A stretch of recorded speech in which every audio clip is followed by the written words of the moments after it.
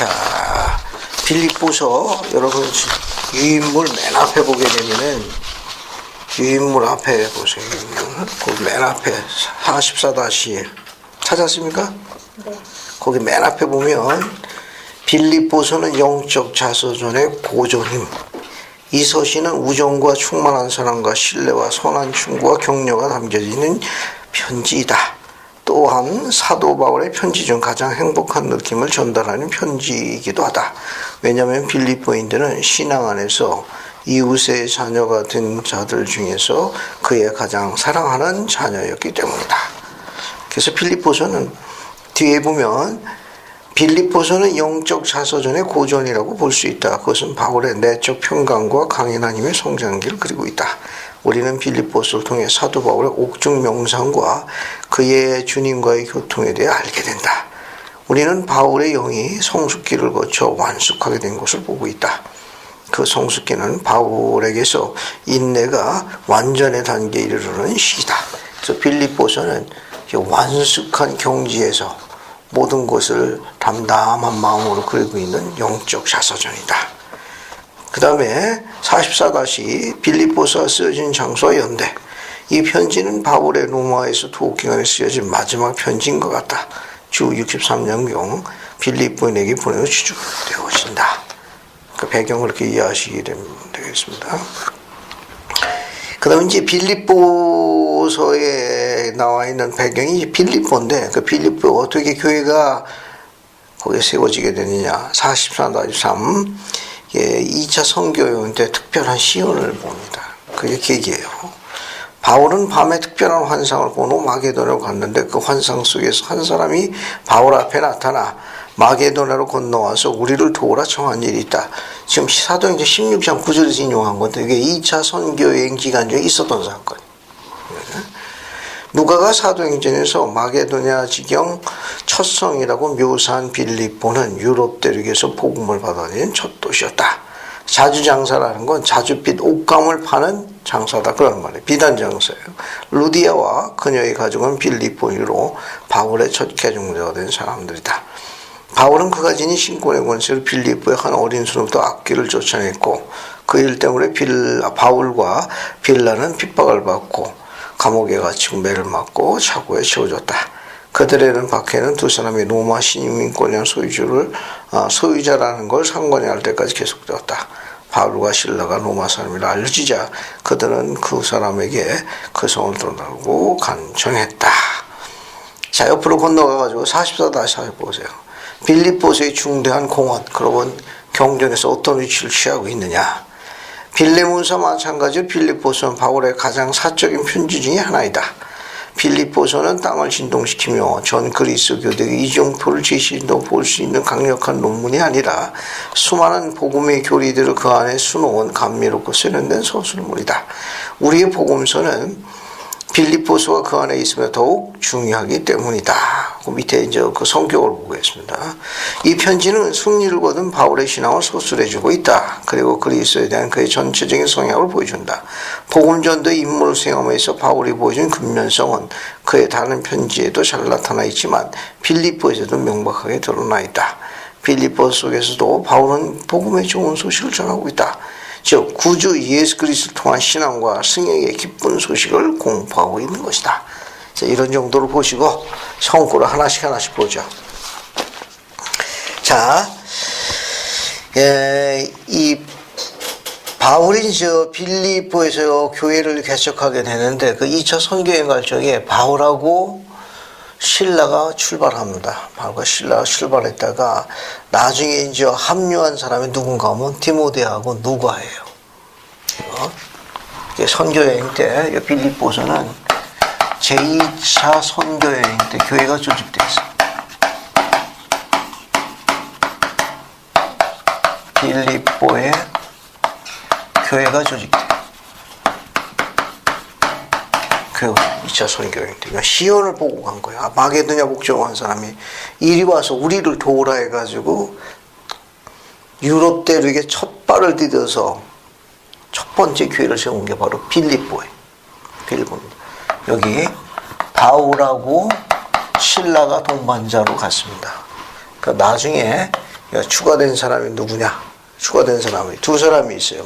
한 사람은 여기 추가된 사람이 이제 디모데하고 누가가 동행합니다.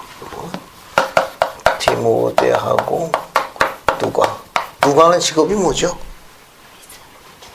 의사. 그 지금 제2차 선교행에 대한 기록이 나와 있는 게 사도행전이에요. 사도행전 16장 9절에 보면 되겠습니다. 사도행전은 누가 썼습니까? 누가 갔을까? 그래서 누가 동행했다는 걸 알 수 있습니다. 자, 그 정도 보고 8절 봐요. 거기 빌립보서 1장 8절 보면 내가 예수 그리스도의 심장으로 라고 되어 있죠? 거기 빌립보서 1장 8절 보면 예수 그리스도의 심장으로 이렇게 되어 있는데 요 문장, 요 심장이라는 영문이 바월스예요. 이건 심정으로 번역합니다. 심정.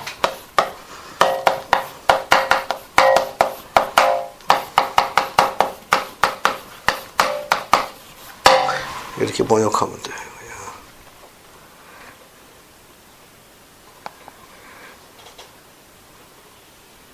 그 다음에 빌립보서 1장 19절 봐요. 1장 19절 보면 이것이 너희의 간구와 그런 거 뭐라고 되어 있습니까? 예수 그리스도의 성령의 도우심으로 이렇게 나오죠. 그죠? 예수 그리스도의 성령이 스피릿입니다.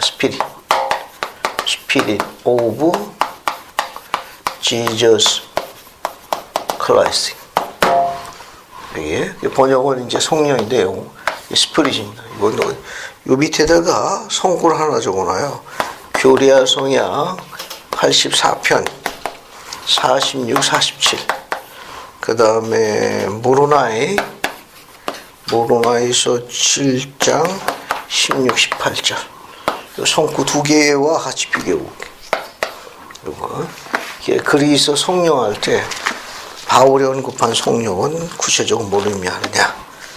교리아 성약에 설명이 잘 나와 있으니까 교리아 성약 84편 거예요. 어서와 종훈이 기다리고 있어.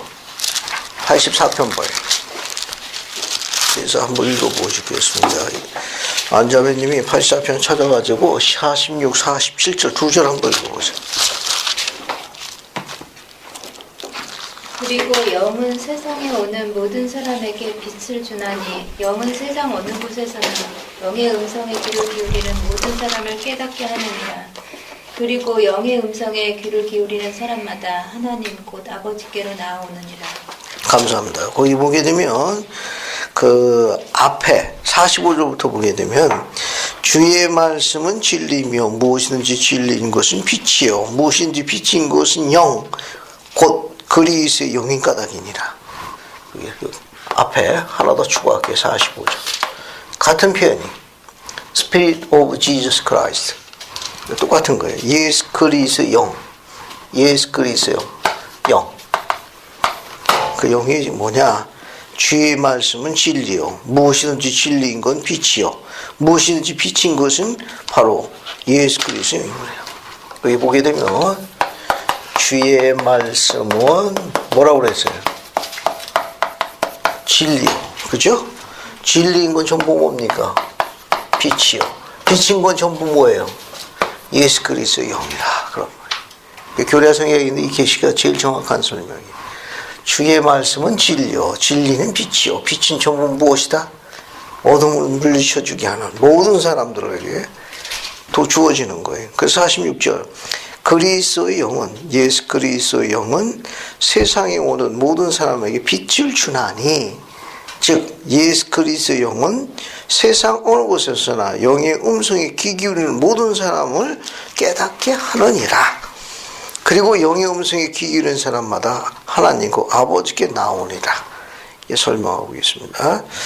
자, 그 다음에 또 모로나이서로 갑시다. 모로나이서 7장 16, 18절 보죠. 이중원 자매님이 모로나이서 7장 16, 18절을 찾아서 읽어봐요. 이는 보라 그리스도의 영이 모든 사람에게 주어져 선악을 분별하게 하였은즉 그러므로 내가 너희에게 판단하는 길을 보여 주노니 무릇 선을 행하도록 권유하며 권하여 그리스도를 믿도록 설득하는 것은 모두 그리스도의 권능과 은사로 말미암아 보냄을 받은 것이라. 그런즉 너희는 그것이 하나님께 속한 것인 줄을 완전한 지식으로 알지니라. 이에 이제 나의 형제들아 너희가 판단할 수 있는 빛 곧 그리스도의 빛을 알고 있은즉 너희가 잘못 판단하지 않도록 주의하라. 이는 너희가 판단하는 바로 그 판단으로 너희가 또한 판단을 받을 것임이니라. 감사합니다. 같은 설명이에요. 16절에 보면 이는 보라 그리스도의 영이, 그죠? 그리스도의 영이 여기 똑같은 거예요. 그리스도의 영 같은 표현이에요. 그리스도의 영이 모든 사람에게 주어져 선악을 분별케 하는즉, 그리스도의 영은 모든 사람에게 어떤 역할을 하느냐? 선악을 분별하게 해줘.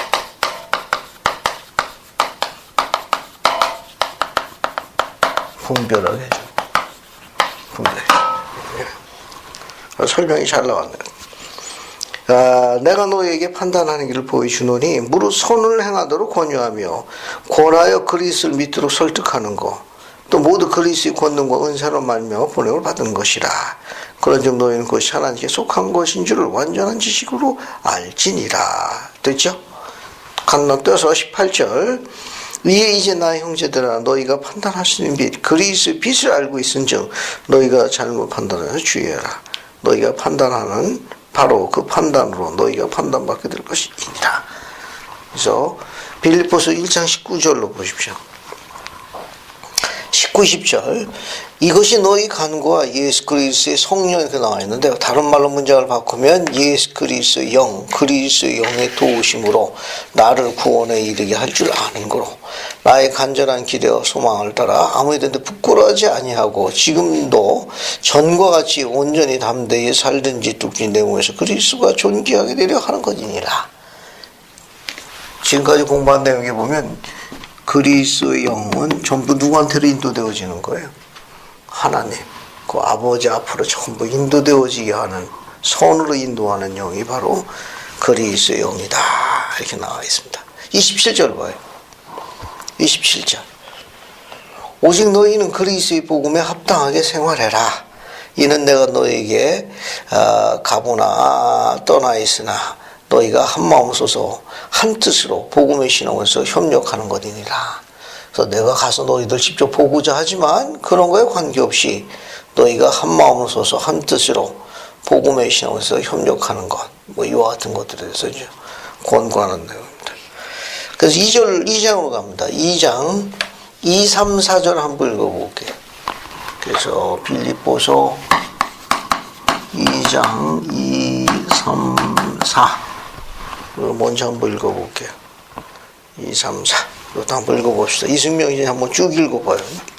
마음을 같이하여 같은 사랑을 가지고 뜻을 합하며 한 마음을 품어 아무 일에든지 다툼이나 허영으로 하지 말고 오직 겸손한 마음으로 각각 자기보다 남을 낮게 여기고 각각 자기를 돌볼 뿐더러 또한 각각 다른 사람들의 일을 돌보아 나의 기쁨을 충만하게 하라. 감사합니다. 그 2, 3, 4는 참된 성도들이 걸어가는 그런 하나의 모습을 보여준 거예요. 여기에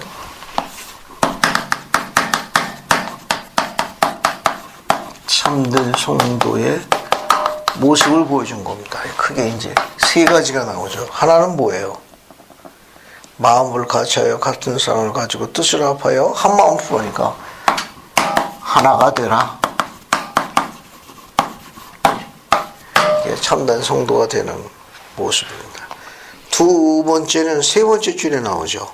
아무 일이든지 다툼이나 허용을 하지 말고 오직 겸손한 마음으로. 뒤에 뭐라고 되어 있습니까? 각각 자기보다 남을 낮게 여기라. 뭐라고 되어 있어요? 자기보다. 그죠? 각각 자기보다 남을 더 낮게 여기라.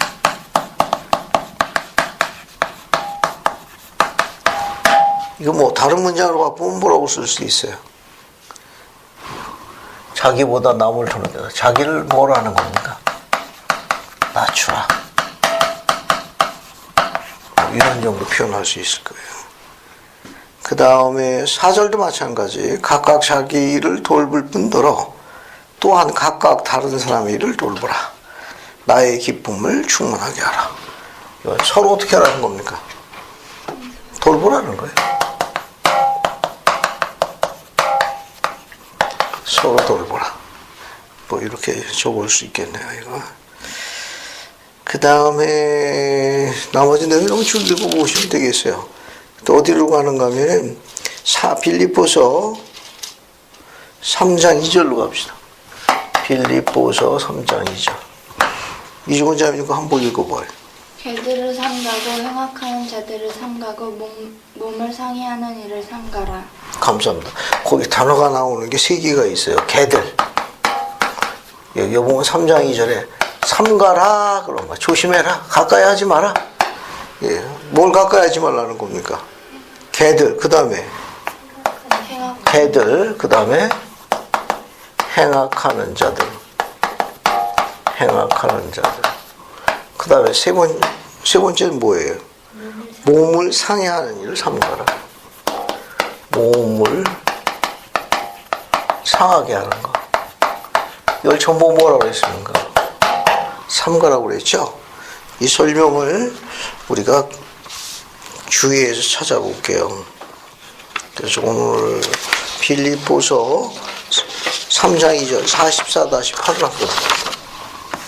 44-8 44-8을 봐요. 봤습니까?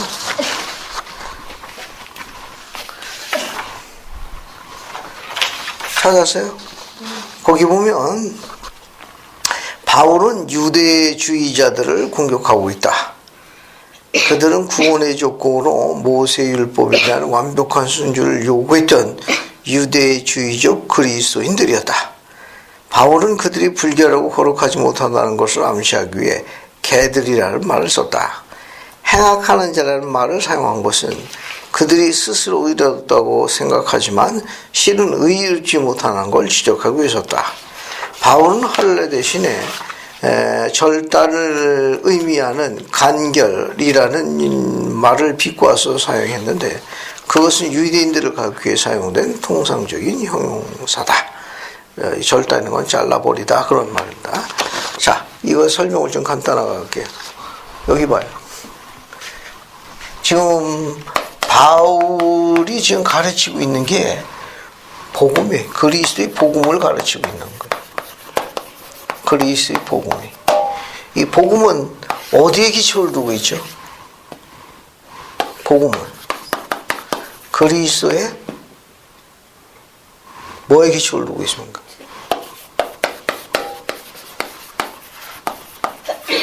어토먼트. 복음은 그리스도의 속죄를 기초로 하고 있는 거예요. 왜냐하면 그리스도께서 속죄를 이루셨기 때문에 그런 거예요. 그러면 바울 시대 이전입니다. 여기 바울 시대 이후고 그 이전엔 구약 시기는 뭐가 근간을 여기 있었습니까? 구약 시대 때는 율법과 선지자의 시대라고 그러잖아요. 율법.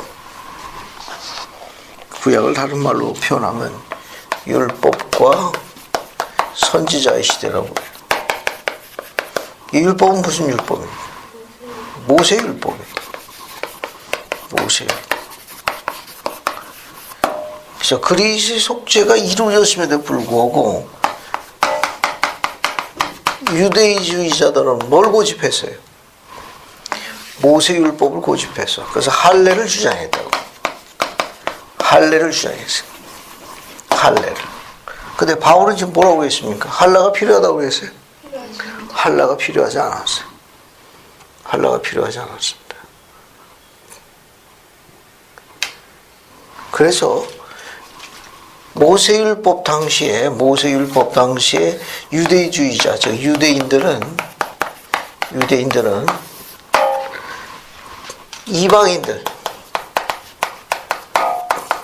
할례 받지 않은 자들을 뭐라고 표현했죠? 뭐라고 그렇게 경멸하는 언어를 썼는데 이단을 쓴 거예요. 개들이라고 그랬어요. 개들이라고 취급했어요. 개에다 취급했습니다. 이거. 그래서 바울도 지금 이 개들이라고 한 말은 뭐냐 하면은 그리스의 속죄가 이루어져 가지고 이미 복음이 전파되고 있는데 아직도 할례를 고집하고 있는 이 할례라는 거. 이 유대주의자는 의식에 치중한 자들이 의식에 치중한 겁니다. 그런 자들 아직도 거듭나지 않은 자들을 바울이 뭐라고 부르느냐? 개들이라고 부르는 거예요. 이건 이죠. 그리스의 속죄를 부인하고 그리스의 속죄를 부인하는 거예요. 부인하고 모세율법을 고집하는 거예요. 모세율법을 고집해요. 그래서 할례를 주장하고 있습니다. 할례를 주장하고 할례를 주장하는 거예요. 그래서 바울이 그런 고집스러운 유대주의자들을 뭐라고 불렀냐? 개들이라고 경멸한 거예요. 개들이라고 경멸한 거예요.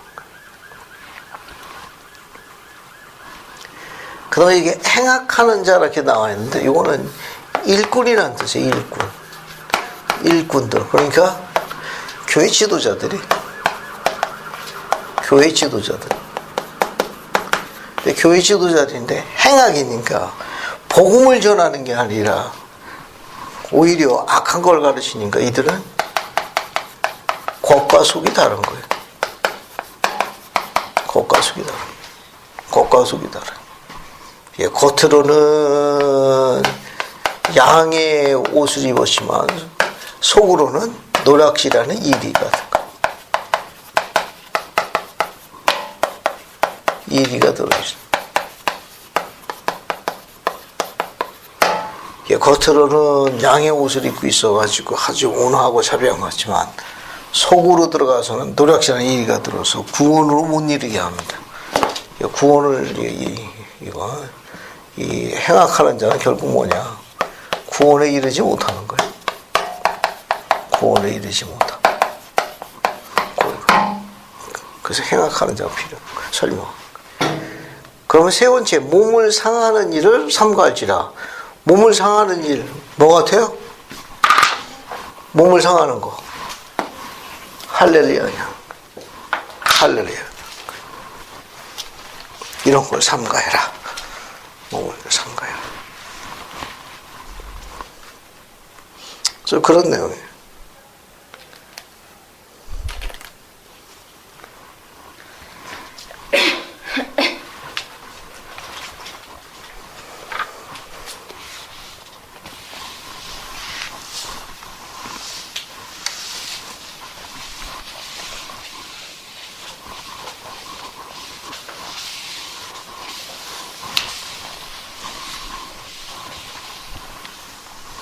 자, 또 봅시다. 또 나머지는 그냥 쭉 그냥 읽어보면 돼요. 교리적으로 약간 들여다볼 필요성이 있는 게 3장 19절입니다. 3장 19절. 빌립보서 3장 19절 한번 읽어볼게요. 안 읽자면니까 한번 읽어봅시다. 그들의 마침은 멸망이요 그들의 신은 대여 그 영광은 그들의 부끄러움에 있고 땅의 일을 생각하는 사람. 감사합니다. 그들의 마침은 그들의 마침 끝이에요. 끝. 마지막은 무엇이요? 멸망이요. 그 다음에 뭐라고 되어 있습니까? 그들의 신.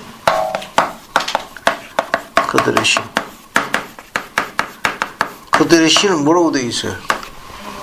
네? 배라고 되어 있네. 배. 그죠? 배. 요 배의 영문이 벨리라는 단어예요. 벨리. 영문이. 배가 세 종류가 있어요. 타는 배, 먹는 배, 몸에 있는 배. 됐죠? 배가 세 가지가 있다고. 먹는 배가 있고, 타는 배가 있고, 몸의 가운데 있는 이 배가 있다니까. 그 여기서 이 벨리라는 걸 뭘 이야기하는 거면 욕정을 이야기하는 거예요.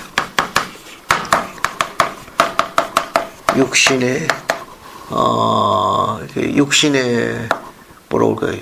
욕구. 뭐 이런 정도로 보시면 돼요. 이거 욕구 이런 정도로. 보통 경전에서 벨리라는 단어 쓸 경우에는 그 필면의 몸 본능에서 나오는 그런 강한 그런 필면의 욕구를 이야기해요. 그 욕정, 육신의 욕구 정도로 보면 돼요. 그러니까 여기 봐요. 그들을 누굴 이야기하는가 하면 모세 율법을 고집해가지고 할례를 고집하는 율법주의자. 이들이 고집하게 되면 어떻게 돼요? 해왕국 가요? 해왕국 못 간다고. 결국 어떻게 돼요? 멸망하는 거예요. 구원받지 못하는 거예요. 왜냐하면 그들의 신, 말로는 율법을 주장하지만 그들의 신은 뭐라고 그랬어요? 배에 있다는 거예요. 사실은 겉과 속이 다른 거예요. 겉으로는 율법을 지키려 하지만 안으로는 자신들의 욕구에 따라 가지고 세상의 헛된 거, 금, 은, 쾌락, 어떤 명예, 권력 그런 걸 추구한 거예요. 그래서 바울이 이 문장을 그렇게 비유적으로 설명하는 거예요. 그들의 신은 배요. 세상에 있다는 거, 그 설명을 뒤에서 반복한 거예요. 그 영광은 그들의 부끄러움이 있고 땅의 일을 생각하는지라. 이게 전부 어디에 관련되어 있느냐? 땅의 일과 관계 있는 겁니다. 땅의 일과 관련 있는 거예요. 그래서 그 설명을 한 겁니다. 됐죠? 그 정도 보시면 되겠습니다. 그래서 이제 4장 4절부터 9절까지는 같이 읽어봐도 돼요. 이거는 빌립보서 4장 4절부터 9절은 그냥 같이 쭉 읽어도 좋은 성구예요. 봤습니까? 네. 그거 한번 읽어볼까요? 안육사면님 4절부터 7절까지 있고 이정훈 자매가 8절 9절을 한번 쭉 읽어봐요.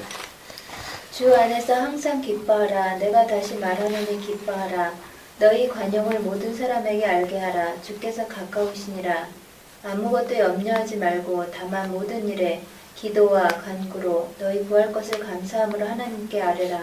그리하면 모든 지각에 뛰어난 하나님의 평강이 그리스도 예수 안에서 너희 마음과 생각을 지키시리라.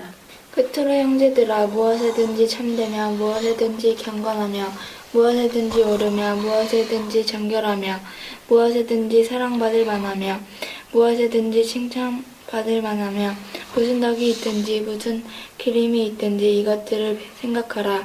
너희는 내게 배우고 받고 듣고 본 바를 행하라. 그리하면 평강의 하나님이 너희와 함께 계시리라. 감사합니다. 아주 잘 읽으셨어요. 거기 보게 되면 나머지는 뭐 쭉 읽으면 되는데 8절만 주의 깊게 봅시다. 거기 빌립보서 4장 8절만 주의 깊게 한번 볼게요. 거기 보면 끝으로 형제들아 무엇이든지 참되며 무엇이든지 뭐하며 뭐라고 되어 있어요? 경건, 아니스트로 되어 있습니다. 번역은 경건이라고 해놨는데 원문은 아니스트예요. 아니스트니까 뜻이 뭐예요? 정직하며 그런 거죠. 정직하며. 이게 경전에 종종 가다가 우리말로 의인이라고 번역되어 있는 게 있어요. 의인이라고 번역되어 있는데 이 번역이 일반적인 건 어쩌스맨입니다. 일반적인 건 어쩌스맨. 주 앞에 올바르게 행하는 자 그런 말이에요. 의인하고도 번역해. 또 다른 번역은 뭐가 있는가 하면 영문이 honest man. 이 두 개 다 번역이 우리말로는 의인으로 다 번역합니다. 곧바른 사람 그런 뜻도 돼요. 곧바른 사람, 정직한 사람. 번역할 적에 우리는 또 의인하고 번역합니다. 그러니까 의인이라는 건 곧바른 행동을 하는 사람이라는 걸 설명하는 거예요. 곧바른 행동하는 걸 이야기하는 거예요. 또 뭡니까? 주 앞에 정직한 거.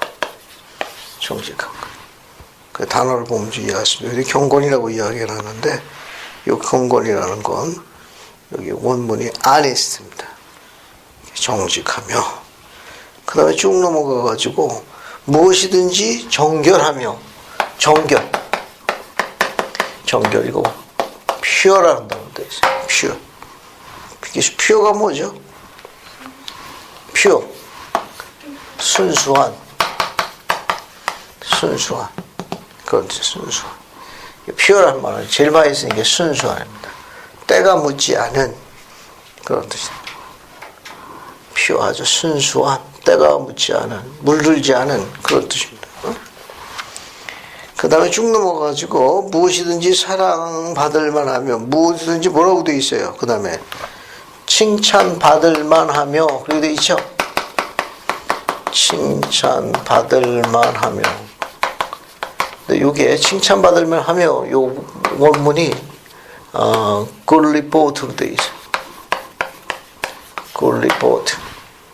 그래서 듣기 좋으며 그런 뜻이에요. 듣기 좋으며. 칭찬받을 만하며라고 되어 있는데 원문은 good report 해가지고 듣기 좋으며라는 뜻이 또 원문에 가깝다는 거. 그 다음에 맨 마지막 보면 그 기림이라는 게 나오죠. 기림. 그 원문이 praise. praise가 뭡니까? 칭찬이라는 뜻이에요. 칭찬. 무슨 기림이 있든지 칭찬이 있든지 너희들 이것들을 곰곰이 생각해봐라. 너희는 내게 배우고 받고 듣고 분발을 향하라. 그러면 평강의 하나님이 너희와 함께 하실 것이니라.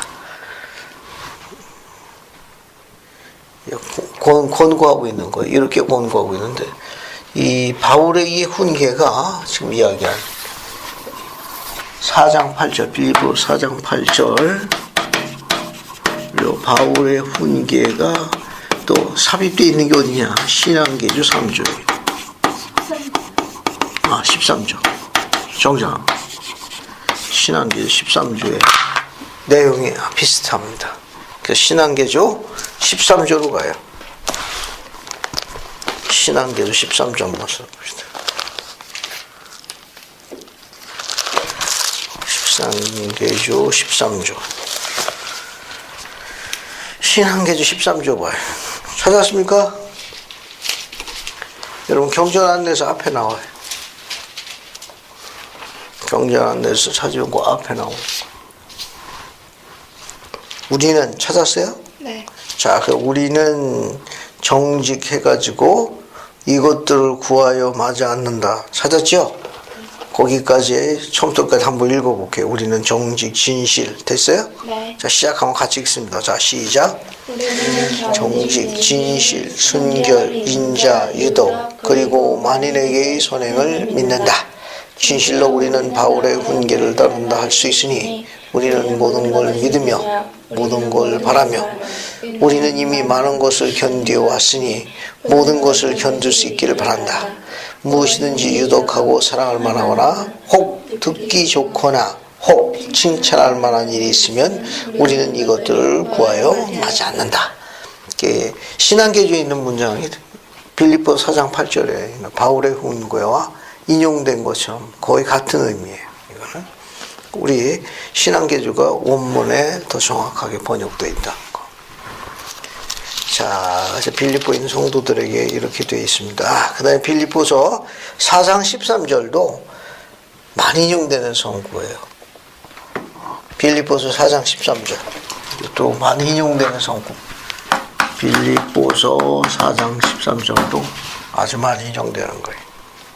찾았습니까? 그럼 뭐라고 나와요? 내게 능력 주시는 자 안에서 내가 모든 것을. 나는 인간이기 때문에 다 할 수는 없으나 그분이 다 할 수 있으니까 그분을 믿는 신앙을 지니고 모든 일을 다 할 수 있다. 그래서 내게 능력 주시는 자 안에서 뭐라고 되어 있어요? 내가 모든 것을 할 수 있느니라. 아름다운 문장입니다. 이것도. 자, 이렇게 보시고 그 다음에 이제 골로새서로 들어갈게요. 골로새서 봐요. 골로새서. 여러분 골로새서를 들어갑니다. 여러분 이 로마에서 바울이 투옥됐는데 그 첫 번째 투옥됐을 때 쓴 편지로 알려져 있어요. 여기 골로새서는 로마의 첫 번째 투옥 기간 때 쓰여진 편지로 알려져 있습니다. 이거요. 그래서 골로새서는 어떤 특징이 있느냐 한번 보죠.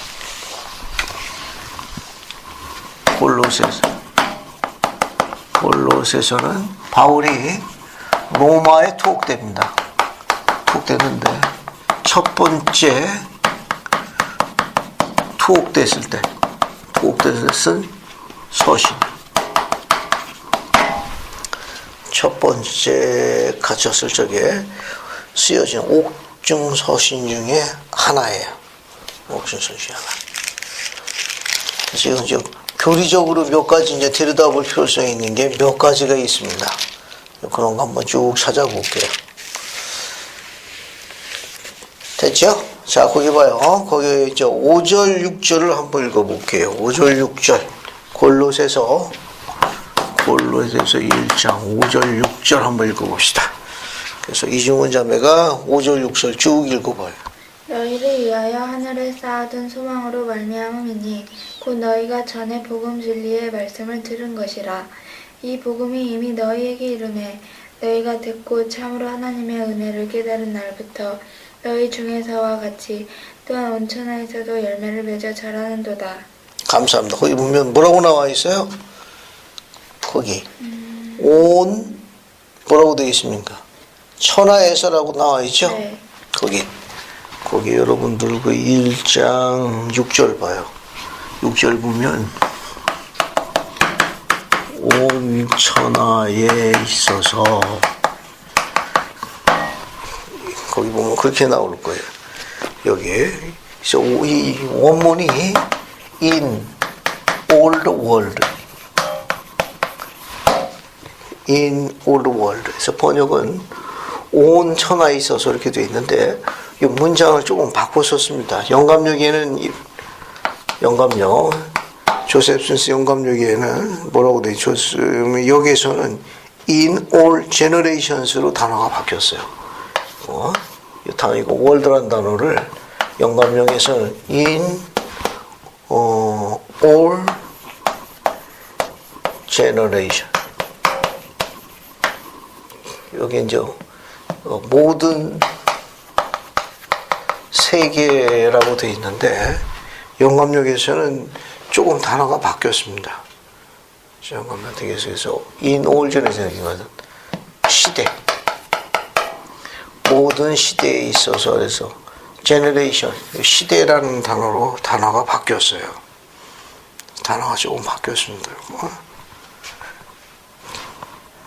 모든 시대에 있어서 이게 세계라는 말이 아니고 뭐 이게 지구 뭐 이렇게 다른 우주 같은 그런 세계 같은 의미가 강한데 그런 게 아니고 이건 지구가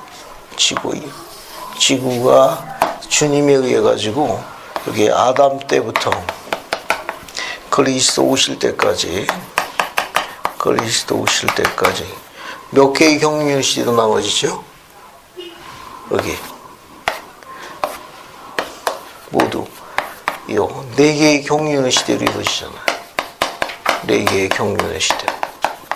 또 그리스도께서 속죄하시고 난 다음에 다시 오시는 걸 뭐라고 그래요? 재림이라고 그러죠. 이 재림까지는 몇 개의 경륜의 시대로 나눕니까? 2개. 그죠? 우리가 있는 이 마지막 경륜의 시대를 뭐라고 불러요? 때가 찬 경륜의 시대라고 그래요. 때가 찬 경륜의 시대. 그러니까 재림이 시작되면 이제 마지막 경륜의 시대이 뭐예요, 이건? 복된 천년, 복천년이. 그래서 바울이 썼던 거, 온 천하라는 단어를 선지자 조셉 스미스는 제너레이션으로 바꿨었어요. 이 제너레이션은 무슨 말인가 하면 이 경륜의 시대를 나타내는 거예요. 각각의 경륜의 시대를 설명하는. 그래서 정확히 쓰면 모든 경륜의 시대에 있어서 이렇게 쓰는 게 표현이 정확해요. 그러니까 여기 generations라는 단어는 조셉이 쓴 건데 맥콩비 장로님은 단어를 바꿔 썼어요. 이 단어가 똑같은 게 뭐냐? 경륜의 시대라는 용어가 같다. 경륜의 시대라는 단어를 영어로 어떻게 표현하죠? 뭐라고, 이 단어를 뭐라고 써요? 이 시대라는 건 generations라고 써도 되고 혹은 세대라고 써도 되고 다 통일을 쓰는 거예요. 경륜의 시대를 이 경륜의 시대를 여러분 여기 경전안내에서 경륜의 시대 한번 찾아봐요. 거기 보면 영문이 있으니까 경륜의 시대 한번 찾아봐요.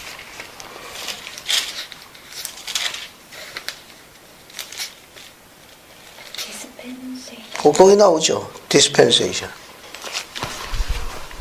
똑같은 단어예요. dispensation.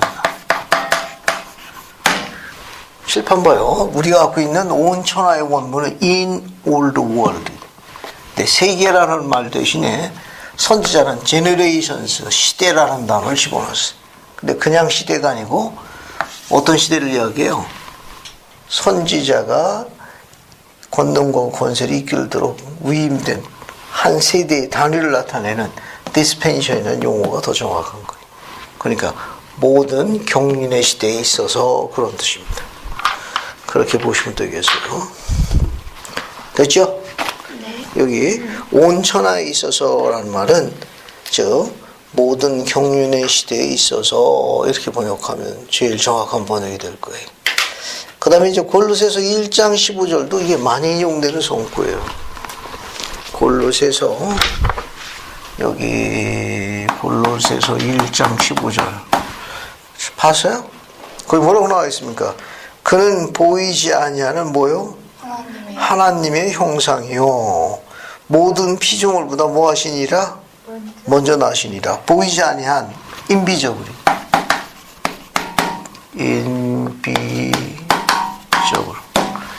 이 말은 뭐냐면은 앞에 봐요. 하늘에 계신 하나님 아버지, 우리 하나님 아버지 엘로힘 보이나요? 보이지 아니하시지만 보이는 그 하나님의 형상으로 세우신 분이 누구예요? 예수 그리스도. 예수 그리스도. 눈에 보이지 않은 하나님께서 하나님의 형상으로 지상에 세우신 분이 바로 예수 그리스도예요. 그죠? 예수 그리스도인데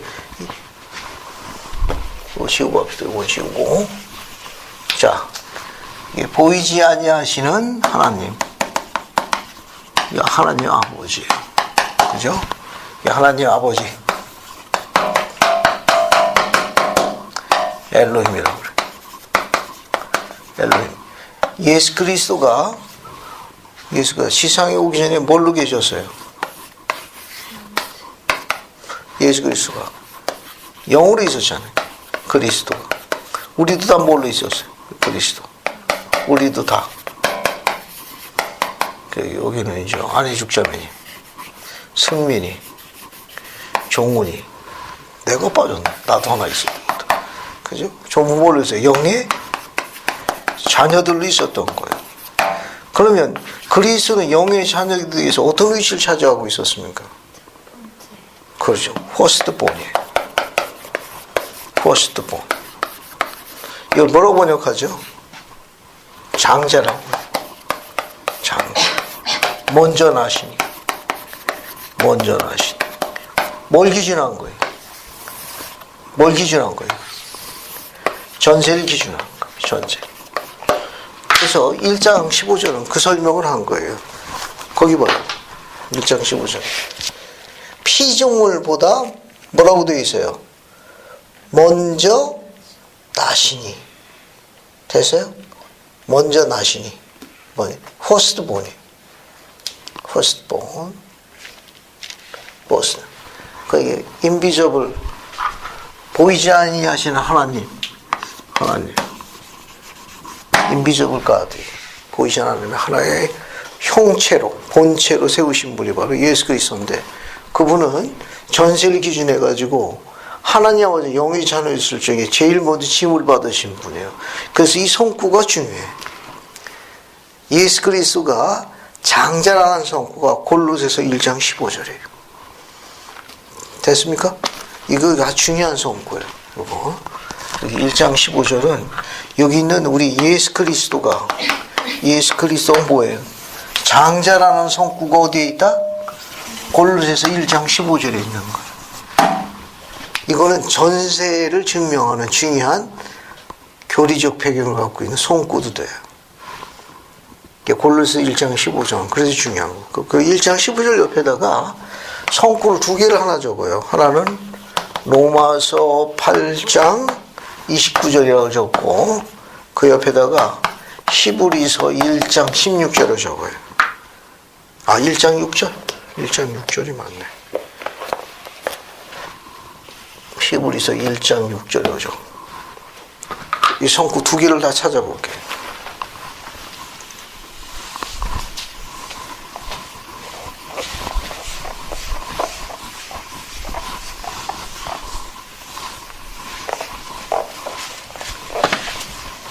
자, 성구를 한번 찾아봅시다. 로마서 8장 29절로 가요. 로마서 8장 29절. 로마서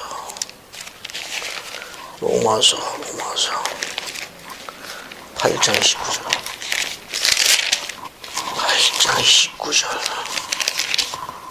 찾았어요? 네.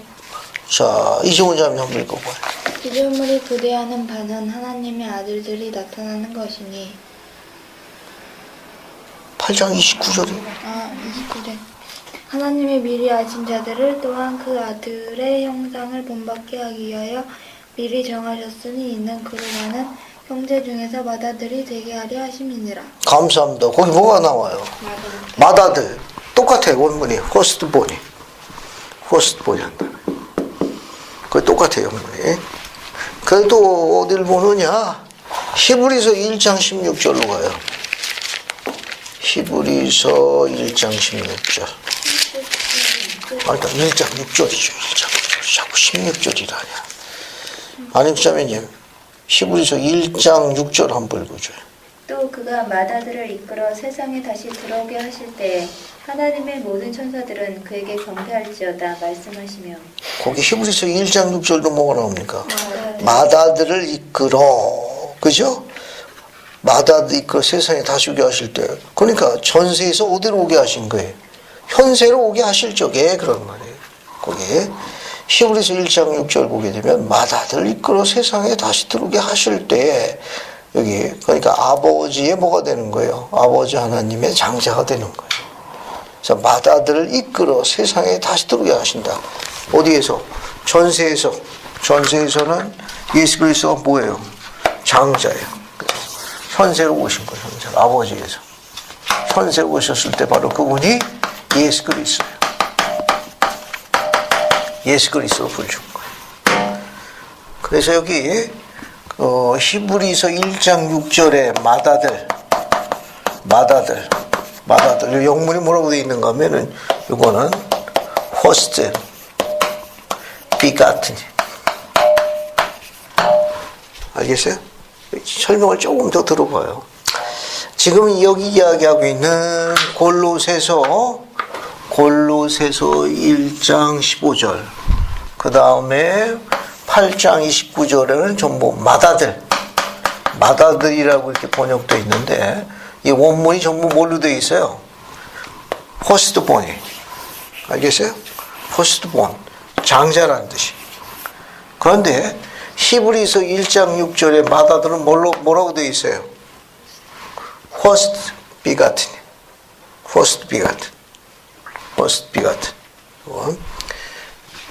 주목할 게 하나 있습니다. 이 히브리서 1장 6절은 뭐라고 되어 있는가 하면 맏아들을 이끌어 어디로 오게 하사? 세상으로 오게 하사 한다는 거는 이건 즉 출생을 얘기하는 거 아니에요. 그죠? 이게 무슨 말인가 하면은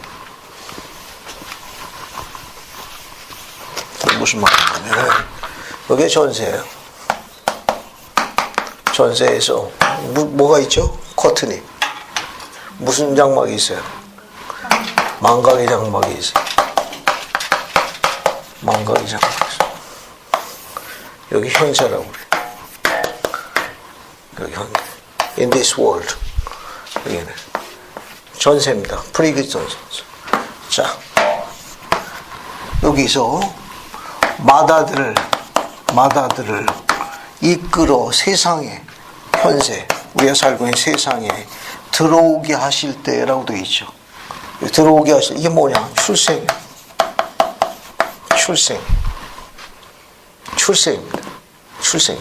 이렇게 육신을 입고, 여기가 마다들인데, 이 마다들이 육신을 입고 세상에 와서 그가 하나님의 뭐가 됩니까?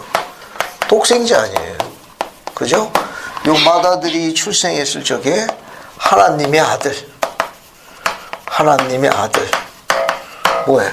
또 독생자인 누구십니까? 예수 그리스도. 독생자. 이 독생자가 원문이 only요. only. 뭐라고 되어 있습니까? begotten son. 뒤에 begotten son. 뒤에다가 in the flesh. 이 문장이 있다고 보는 거예요. in the flesh는, 이 flesh라는 단어는 필멸의 육신은 flesh라고 그래요. 필멸의 육신이에요. 필멸의 육신을 입는, 필멸의 육신을 갖는 과정에 있어서 그런 뜻이에요. in the flesh라는 단어. 이건 in the flesh.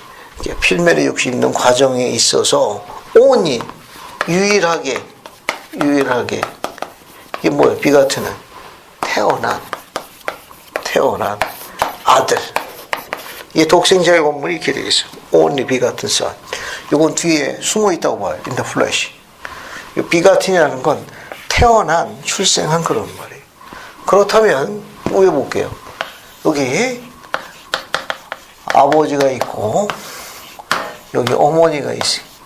아버지와 어머니를 통해 가지고 지상에 인간이 오는 거예요. 그죠? 자, 그러면 여기서 요 아버지하고 어머니하고 우리하고 예수님하고 조금 다르죠. 어머니는 똑같아. 모틀마들. 이 모틀이라는 단어는 필멸의 그런 뜻이에요. 죽을 수밖에 없는. 예수님 어머니가 누구예요? 메리. 근데 아버지는 누구예요?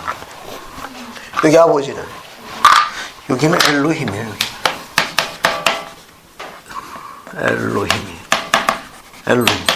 엘로힘은 immortal father예요. 불멸의 아버지라고.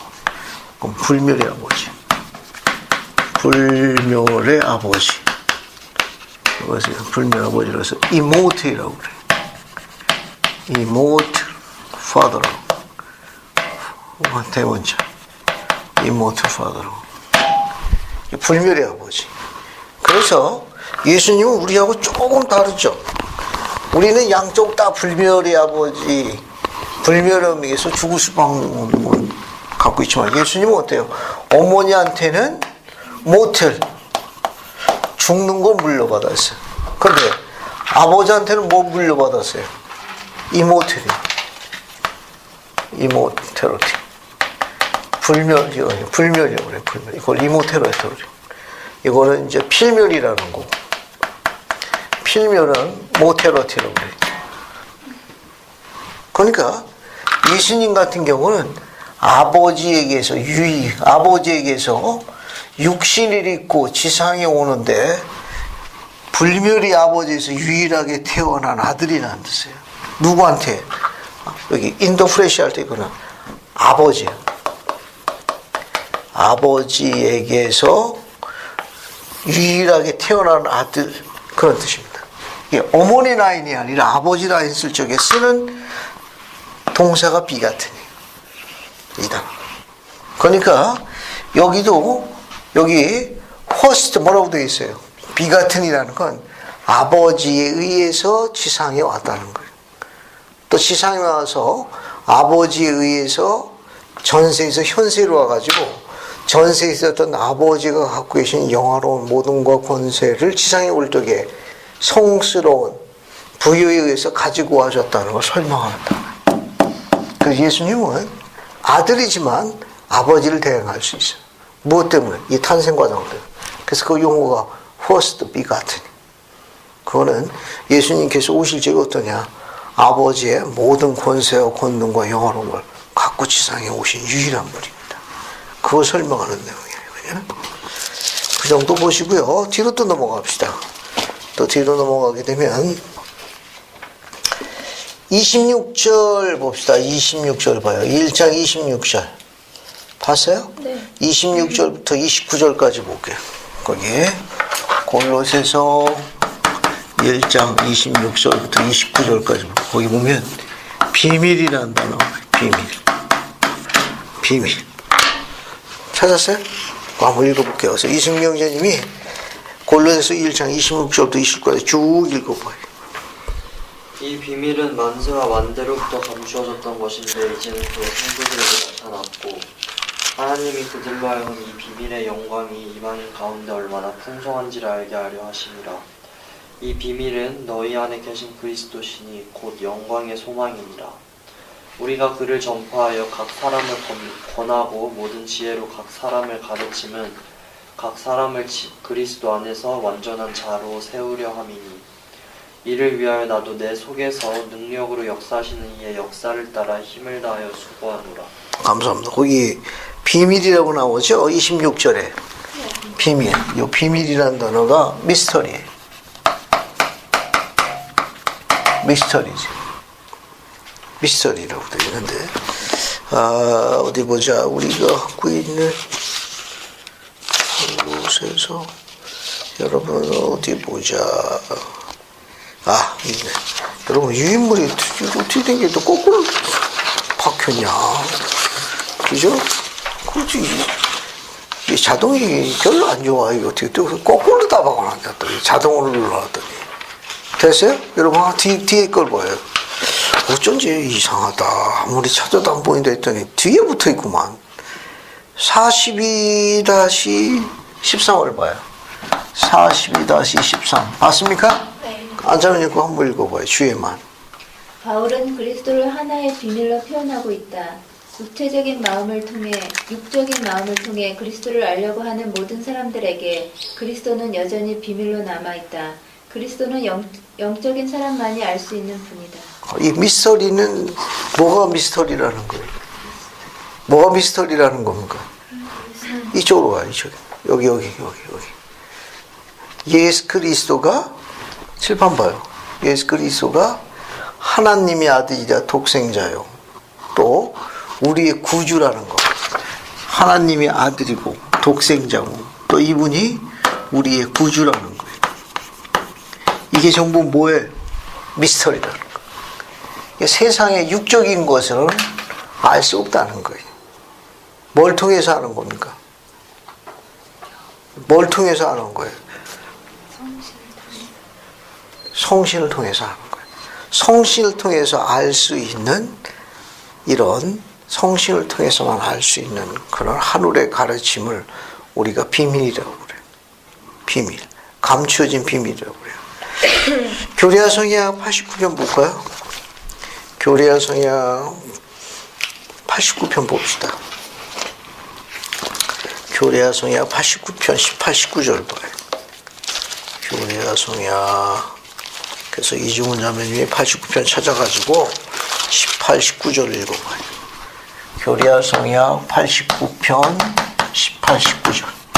오직 계명에 순종하여 생활하여서 이 말씀을 지키며 행하기를 기억하는 모든 성도는 그들의 배꼽의 건강과 그들의 뼈의 골수를 얻을 것이요 지혜와 지식의 큰 보와 참으로 감추인 보화도 찾으리니.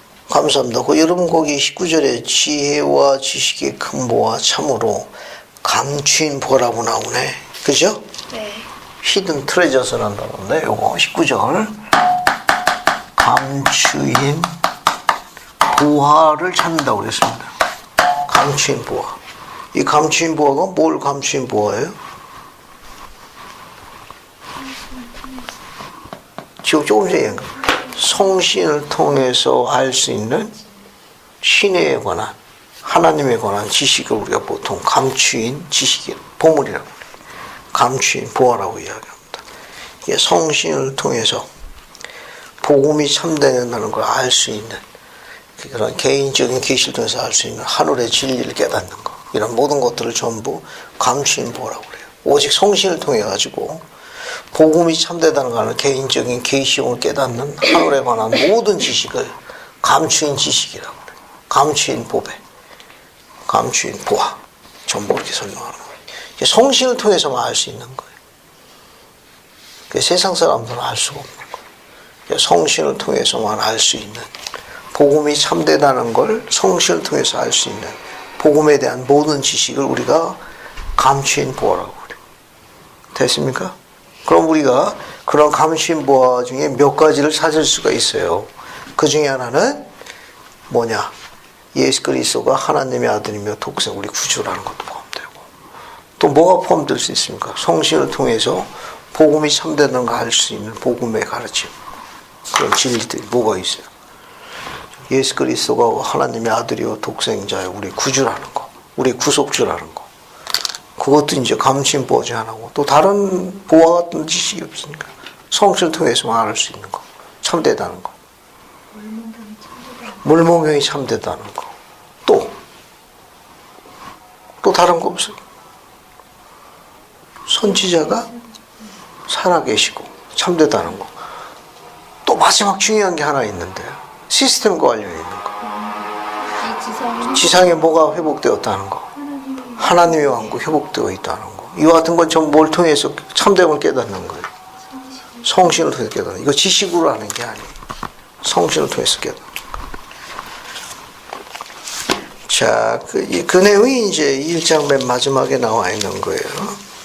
그 다음에 이제 이승민 형제님이 여기 7절, 8절 읽어봐요. 2장 7절, 8절 읽어봐요. 그 안에 뿌리를 박으며 세움을 받아 교훈을 받은 대로 믿음에 굳게 서서 감사함을 넘치게 하라. 누가 철학과 헛된 속임수로 너희를 사로잡을까 주의하라. 이것은 사람의 전통과 세상의 초등학문을 따름이요 그리스도를 따름이 아니니라. 감사합니다. 여기 보면 바울이 뿌리에 대해서 이야기했습니다. 뿌리에 대해서 이야기했어요. 여기 뭐 7절에 뭐라고 얘기했는가 하면 깊고, 여기 7절에 깊고, 여기 뭘 이야기하냐, 깊고 아주 굵은 뿌리를 세우라고 그랬어요. 이런 뿌리를 세워라. 뿌리를 세워라. 그러면 깊고 굵은 뿌리와 반대되는 건 뭡니까? 깊은 거에 반대. 얇고. 그죠? 어디 보자. 얕고. 그 다음에 얕고 할 때 뒷받침이 맞는 거예요. 우리말이 더 어려운 것 같아요. 얕고. 굵으니까 가늘은 뿌리. 그러니까 깊고 굵은 뿌리는 어디에 근거를 둔 거예요? 성신을 통해서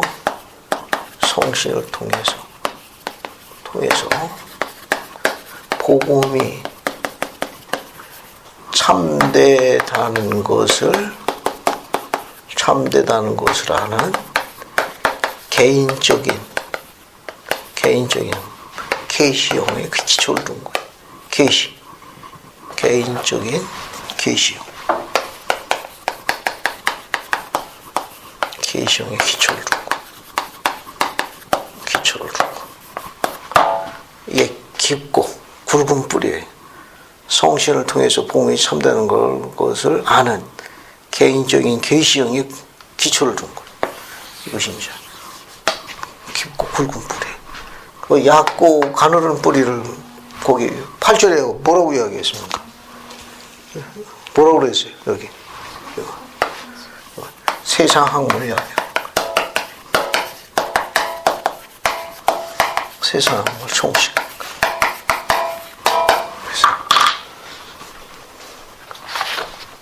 공부하지 말라는 말 안 해요. 알겠습니까?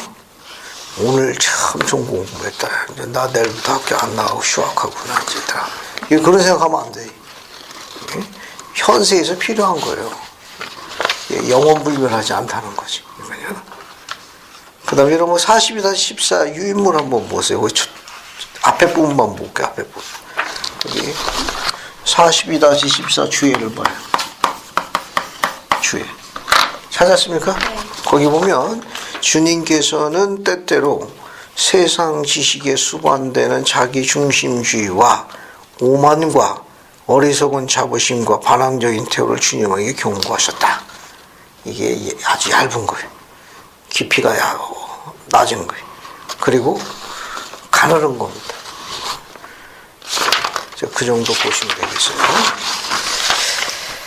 자, 그 다음에 이제 어디를 넘어가시느냐, 나머지 쭉 보고, 그 다음에 2장 11절 봐요.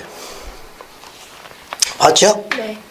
그 안에서 너희가 손으로 하지 않은 할례를 받았으니 곧 육의 몸을 벗는 그리스 할례라. 이 그리스 할례는 영적 할례를 이야기하는 거예요. 거기 2장 19절에다가 2장 11절 골로새서 2장 11절 그리스도의 할례. 이 할례는 뭐냐? 영적인 할례를 이야기하는 거예요. 영적인 할례. 그 옆에다가 성구 하나 적어놔요. 제3리파일 19장 19, 20절이라고 적어요. 몰몬교 읽으면 훨씬 더 이해가 빠를 거예요. 훨씬 더. 그래서 제3리파일 19장 19, 20절 봅시다. 19장 19, 20절.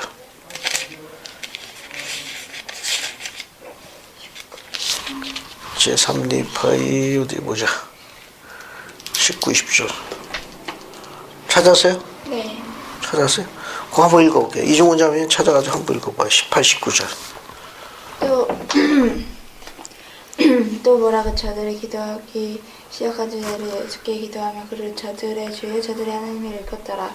또 이렇게 되었나니 예수께서 저들 가운데서 떠나 저들에게서 조금 떨어진 곳으로 가셔서 몸을 땅에 엎드리시고 이르시되 20절까지 다 읽은 거야? 아버지여 내가 택한 이 사람들에게 성신을 주신 것을 감사하나이다.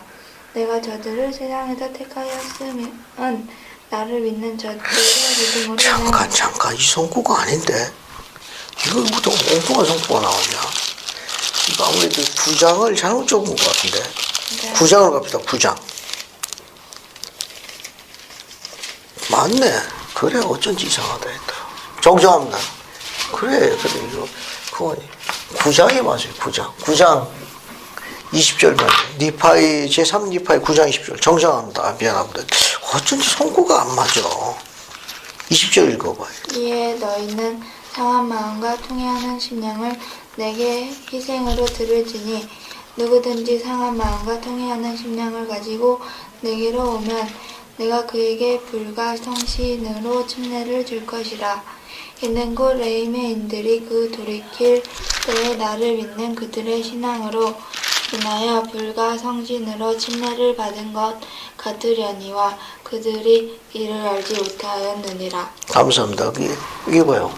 그리스의 할례는 영적인 할례인데 이건 뭐냐? 20절에 나와 있는 대로 상한 마음과 통해하는 심령으로 주님께 나오는 자들, 세상 것을 버리고 그리스 것을 취하는 자들을 묘사하는 표현. 요거 19장이 아니고 9장으로 정정합니다. 그 다음에 이제 나머지 건너뛰고 16절 봐요. 이것도 재밌는 거예요. 골로새서 2장 16절. 골로새서 2장 16절 보세요. 봤습니까? 여기 보면 먹고 마시는 것과 절기나 초하루나 안식일 누구든지 너희를 비판하지 못하게 하라. 이건 뭘 나타내는 성구죠? 지금 이거 지금 공부하고 있는 건 뭘 나타내는 거예요 지금? 골로새서 2장 16절의 성구는 뭘 나타내는 겁니까 지금? 예? 먹고 마시는 것과 그죠? 먹고 마시는 절기나 그 다음에 초하루나 안식일로 인해 너희를 비판하지 못하게 하라. 이거 무슨 내용이에요? 네? 왜 바울이 안식일을 가지고 다른 자들에게 비난받지 않도록 하라고 이야기한 겁니까?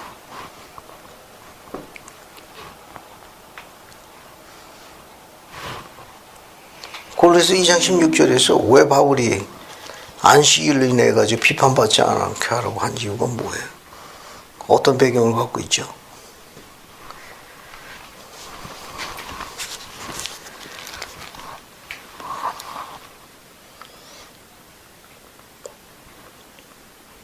어떻게 된 겁니까? 이게 왜 이렇게 비난받지 말라고 그렇게 이야기한 거예요? 어떻게 된 거예요?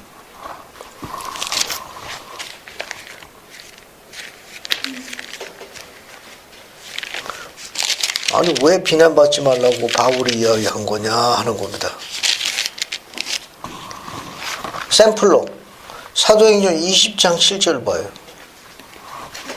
사도행전 20장 7절. 사도행전 20장 7절 봐요. 찾았어요? 찾았습니까? 네. 자, 여기 보면 이제 3차 대전쟁 끝나고 돌아가는 길에 들어와 있었던 사건이. 거기 보면 그 주간 첫날에 우리가 떡을 때려 함께 모였더니, 그렇게 떡을 때려 모였다니까 무슨 의식을 치른 거예요? 성찬식을 가졌네. 언제 가진 거예요, 성찬식을? 유대인의 안식일 다음날 가진 거예요. 그 주간이라는 건 유대인의 안식일을 이야기하는 거예요. 그 유대인의 안식일은 무슨 날이에요? 토요일이니까 토요일 다음 날은 오늘날? 일요일, 주일날 이야기하는 거예요. 예배가 바뀐 거예요. 그 유대인들은 토요일날 안식일을 지켰는데 성도들은 언제 안식일을 지킨 거예요? 일요일날 본 거다. 그것 때문에 시비가 벌어진 거예요. 그러니까 안식일이 변경된 걸 나타내는 거예요. 사도 시절에 안식일이 변경됐습니다. 언제로? 주님께서 부활하신 날, 그날이 주의 날이. 예수님께서 어느 날 돌아가셨어요? 무슨 요일날? 금요일. 앞에 봐요. 며칠 만에 부활했습니까? 금, 토, 일. 바로 이 날이 주의 날이. 이 날이 주의 날입니다. 이 날이 주의 날이에요. 그래서 어떻게 됐어요? 안식일이 어떻게 된 겁니까? 변경된 거예요. 호세아서 2장 11절 볼까요? 호세아 2장 11절. 호세아 2장 11절 봅시다. 호세아. 한참 찾아야 돼. 호세아서 2장 11절 봐요. 호세아서 1258쪽. 1258이라.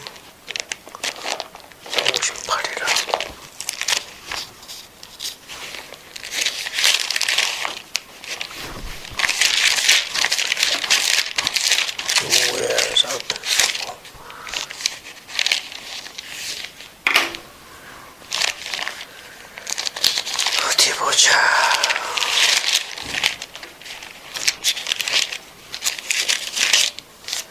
호세아서 2장 11절 찾았죠?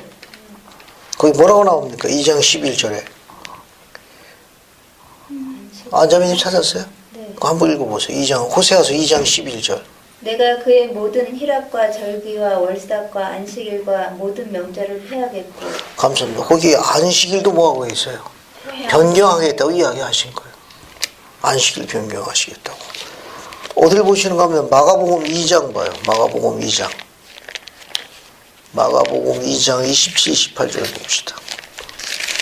마가복음 2장 27, 28 됐어요? 이종훈 자매님이 마가복음 2장 27, 28절 한번 읽어봐요. 또 이르시되 안식일이 사람을 위하여 있는 것이요 사람이 안식일을 위하여 있는 것이 아니니 이러므로 인자는 안식일에도 주인이니라. 감사합니다. 안식일의 주인이 누구십니까? 인자가 바꾸시겠다는데 불만이 있어요? 집중 얘기하셨네. 안식일의 주인이 나라고 주인이 바꾸겠다는데 그분이 구약에서 여호와 하나님이 호세아에게 이야기했습니다. 안식일이 변경될 거라는 걸. 이게 대표적인 선구 중에 하나예요. 이거는. 그 다음에 이제 나머지는 여러분 쭉 읽어보시면 되고, 그 다음에 3장 12, 13, 14절 읽어보세요. 하나님께서 택하신 자의 특성을 이야기한 겁니다. 봤어요? 그러니까 골로새서 3장 12, 13, 14 봐요. 12, 13, 14는 하나님께서 택하신 자의 특성.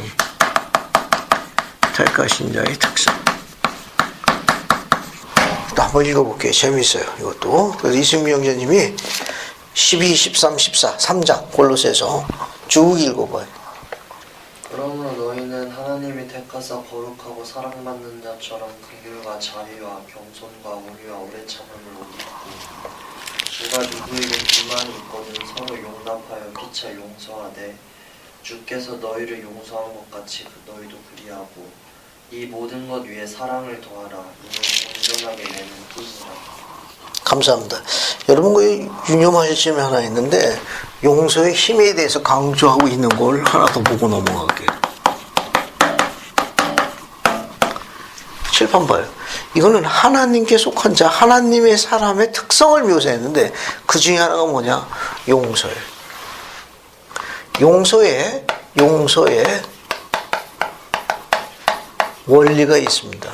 용서의 원리, 기본 원리 4가지가 있어요. 4가지 요소가 있습니다. 용서에 관한 원리가 4가지가 있습니다. 선지자 조셉 스미스의 가르침, 선지자 조셉의 가르침입니다. 예? 크게 4가지가 있어요. 첫 번째가 뭐냐면 서로 참고 인내하십시오.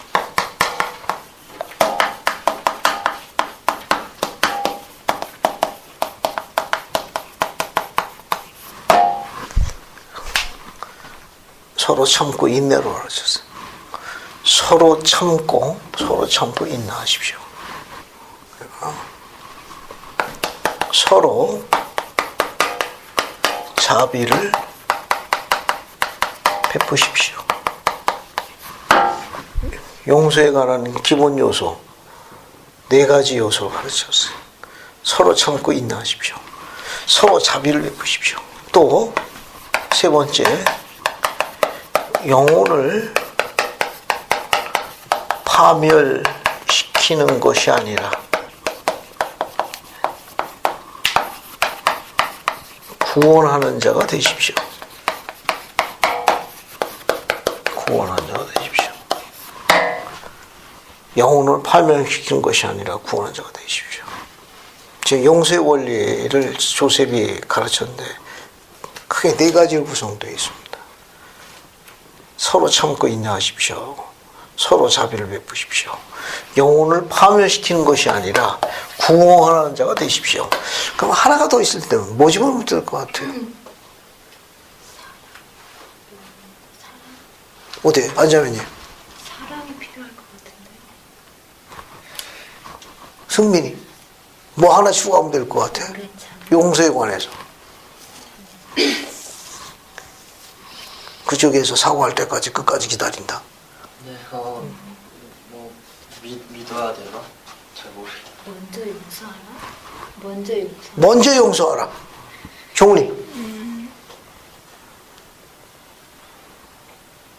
뭐 집어넣으면 좋을 것 같아?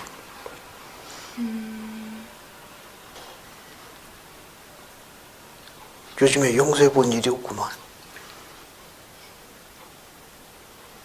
뭐 생각나는 거 없을까? 계속 생각하고. 조셉이 가르친 맨 마지막.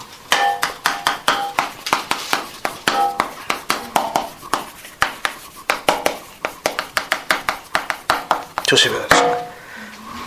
작은 일, 사소한 거. 사소한 것들은 묻고 하십시오. 그냥 덮어두고 하시라는 거. 그거 가지고 그냥 여러 날 그냥 그걸 떨치면서 또 생각하고 되씹고 이렇게 하지 말고 그냥 묻고 하십시오. 그냥 뱃사라는 거예요. 이게 용서의 힘, 네 가지 원리를 가르쳤습니다. 칠판 봐요. 맞습니까? 따라하세요. 서로 참고 인내하십시오. 서로 참고 있네. 다시 박자 리듬이 안 맞아. 다시 앞에 봐요. 자, 서로 참고 인내하십시오. 서로 참고 인내하십시오. 다시 박자 리듬이 맞아. 서로 참고 인내하십시오. 서로 참고 인내하십시오. 서로 자비를 베푸십시오. 서로 자비를 베푸십시오. 영혼을 파멸시키는 것이 아니라 구원하는 자가 되십시오. 영혼을 파멸시키는 것이 아니라 구원하는 자가 되십시오. 작은 일은 묻고 하십시오. 작은 일은 묵과하십시오. 그렇죠? 자, 용서의 힘, 용서의 원리 네 가지죠. 첫 번째, 서로 참고 인내하십시오. 서로 자비를 베푸십시오.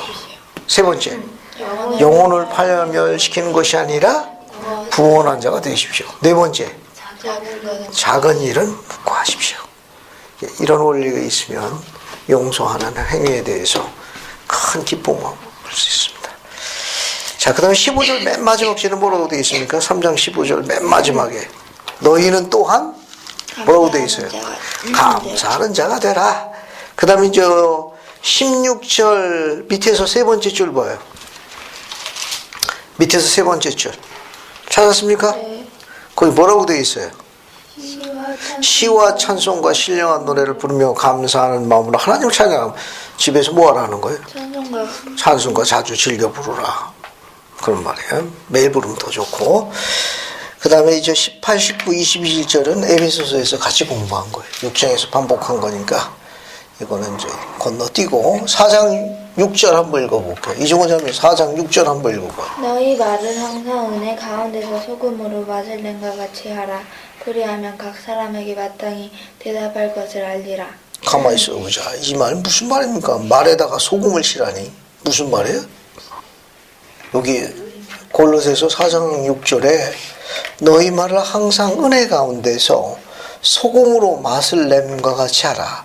그리하면 각 사람에게 마땅히 대답할 것을 알리라. 앞에 봐요. 소금은 그 당시에 무슨 기능을 갖고 있죠? 소금. 방부제 역할도 있고 또 가장 일반적인 기능이 또 방부제 역할 또 양념이에요. 양념. 그러니까 말에 양념을 두라는 뜻은 뭐예요? 그게 무슨 말이에요? 말에다가 지금 소금을 칠하는 건 왜? 이 소금이 그 당시에 맛을 냈거든. 양념이라고. 그러니까 말을 이쁘게 하라는 말이에요. 말을 재치 있게 하라는 거예요. 이해하셨죠?